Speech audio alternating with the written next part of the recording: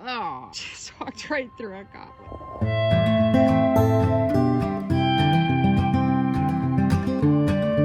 Hey y'all, welcome back to the Heart of Home. Frankly, I have been procrastinating this video very much so. We're gonna harvest this season's potatoes, which if you didn't see the video, about 4 months ago, almost 5 months ago, I started an experiment, you could call it, with store-bought potatoes that you'd like bought to cook a meal and they went bad or they started spudding, versus potatoes that you bought like at a nursery or at a box store or something that was meant to be planted.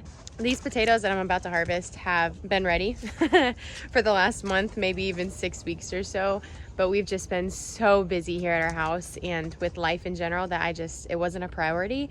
And so I see like one has actually been eaten by those little roly-polies, pill bugs, but I can tell you that both of them grew potatoes.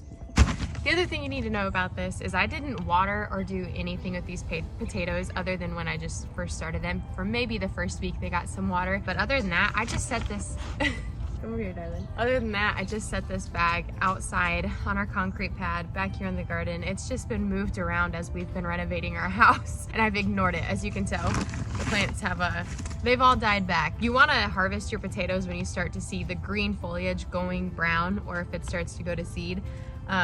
You don't want to wait this long. I'm glad I marked them this way. So these are the nursery bought potatoes. So these are the potatoes that I bought from a nursery with the sole purpose of just planting. Well, here's our first harvest. Teeny little things. They probably are going to be smaller because I didn't fertilize or water these. I just let them do what they wanted to do. What do you want? Yeah, I'm just finding a ton of really small ones, which is funny because I tend to like to harvest my potatoes early because I like the smaller, tender potatoes. The longer you let them go, the larger they'll essentially get. But in this case, they stopped growing pretty early on because I wasn't taking care of them.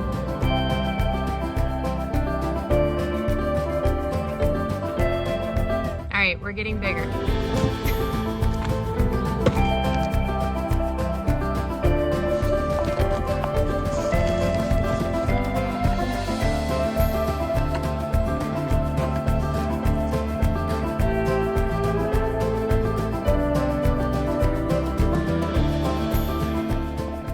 It's getting kind of hard to pull all the dirt out as I get to the bottom of this bag. I'm actually going, oh, I just walked right through a cobweb.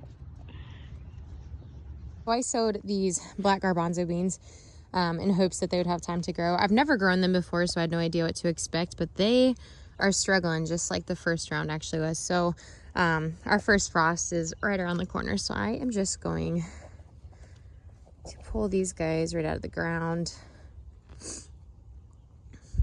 It's funny. That's what the seed looked like. I'm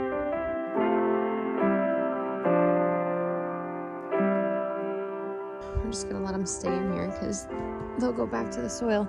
So I'm actually just gonna pour out the soil from this bag in here and then finger my way through it just to find the potatoes.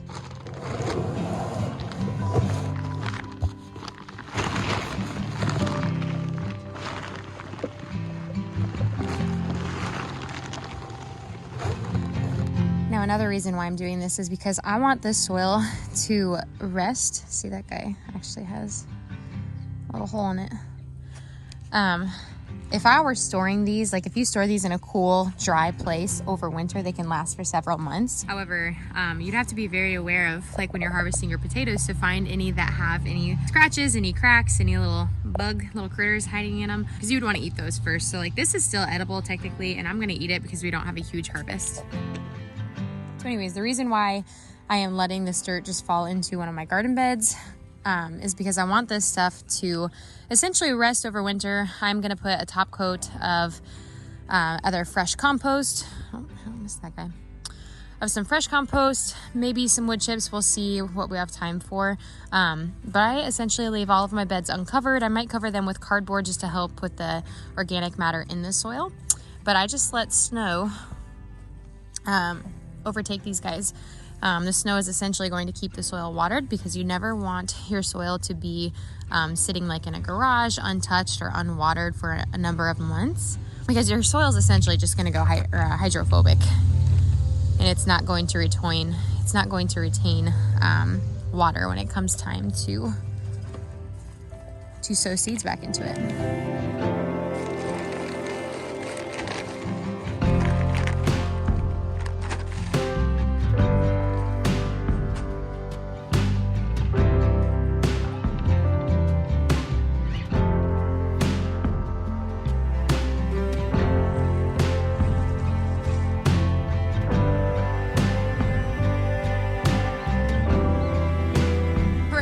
well.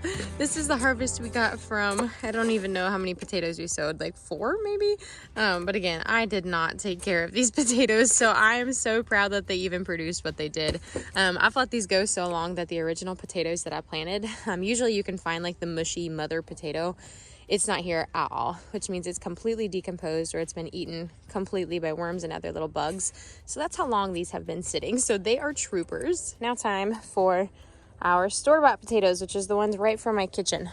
I haven't even looked in here.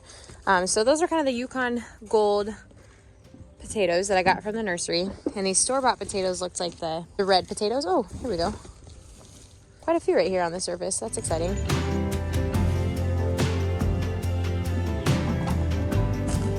It's like the moment of truth. Which potato grew more?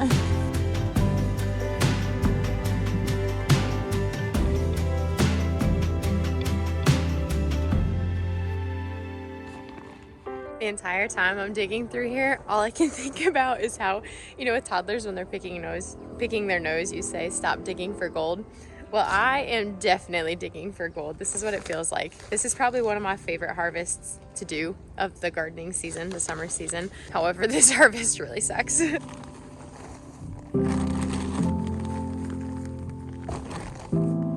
right, well, looking at our results here, these are the nursery bought Yukon Gold potatoes.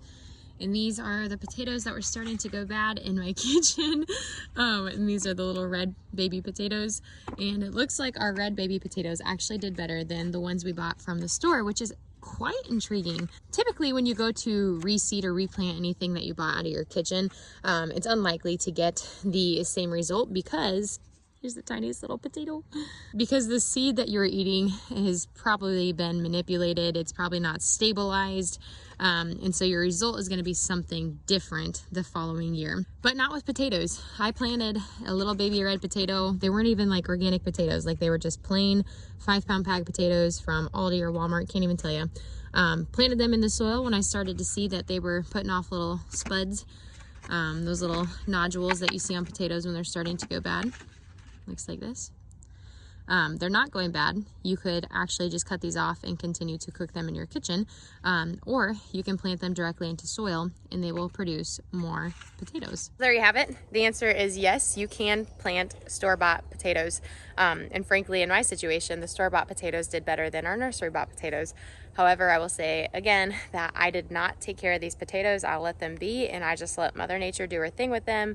And they were in a grow bag, which is like growing in a container garden. Like it's going to be stripped of its nutrients much sooner. It's going to face more harsh weather much sooner than anything planted directly into the ground. So that's just some things to consider. But if you see this video, my only encouragement for you is to get out and go plant some potatoes if they're going bad in your kitchen, because it works and you will have a successful harvest even if you do nothing with them. Thanks for hanging out with me today, guys. If you haven't watched the former video of when I planted these, I will go ahead and tag them up above right here and you can go check that out as well. I love y'all. I appreciate y'all for watching these videos and I'll catch you on the next one. Bye.